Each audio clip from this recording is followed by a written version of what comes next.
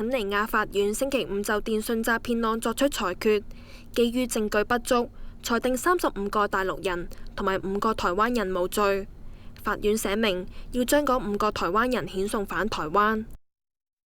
肯尼亞今年4月分批將45個涉及電訊詐騙同埋網絡犯罪嘅台灣人強行遣送到大陸，佢哋喺大陸面對2次審訊，事件導致兩岸關係緊張，今次可能重蹈覆轍。台灣傳媒報道，肯尼亞警方唔理會法院嘅判決，強行將5個台灣人扣留喺警署，準備遣返大陸，並將台灣駐南非代表陳忠趕走。報道又話，大批內地人員包圍法庭，企圖強行帶走嗰批台灣人。台灣嘅法院部對事件表示遺憾同埋抗議。